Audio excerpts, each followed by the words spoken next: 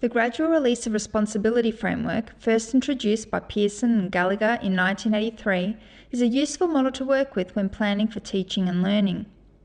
The framework helps teachers to design and deliver lessons that employ the teaching approaches that are most appropriate and effective in aiding them to achieve their teaching intentions, depending on the level of skill of the children that they're working with.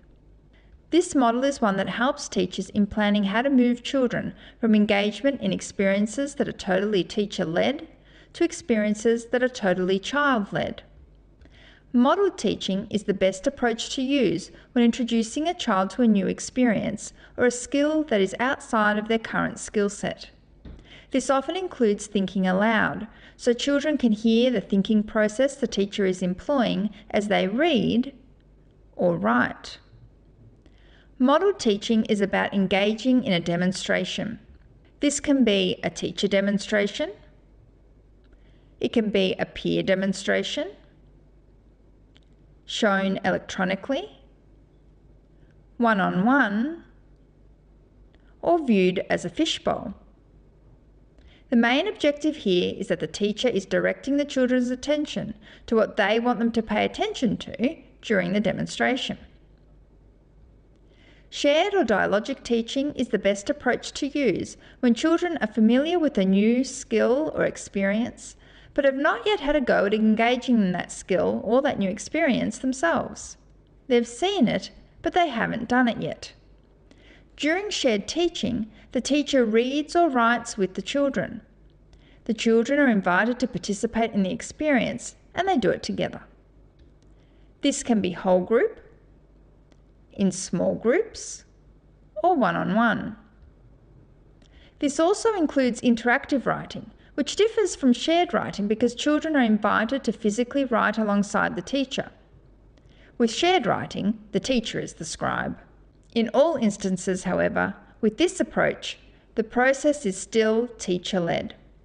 The teacher directs the children's attention and sets the pace. With guided teaching, children move further towards independence.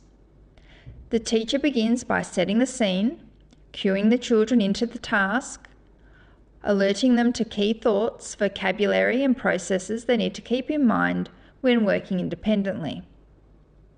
The children then all read or write independently, taking responsibility for their own decision-making. While the children engage in independent activity, the teacher is there to offer guidance, support, suggestions and advice.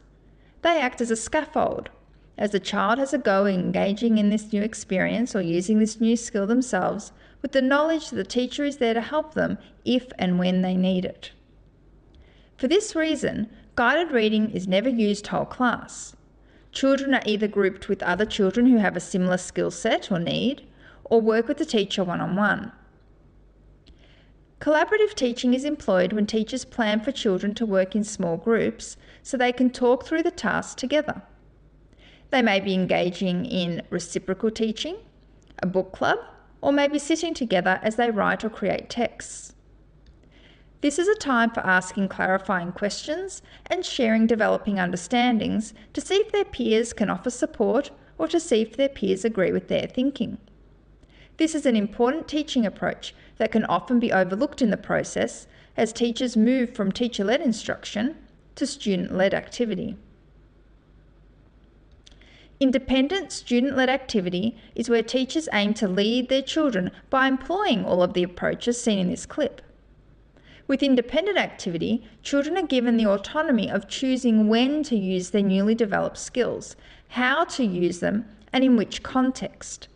Problem solving independently and developing an understanding that allows them to practice and transfer their new skills and understandings across contexts.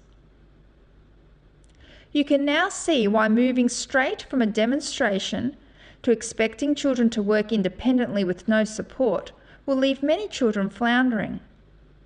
As a teacher, you will use various approaches throughout a lesson and across lessons, depending on the skill or experience being taught and the needs of your children. Knowing the intentions of the approaches within the overarching Gradual Release of Responsibility framework will help you to know when and how to use each approach, depending on the ever-changing needs of the children that you teach.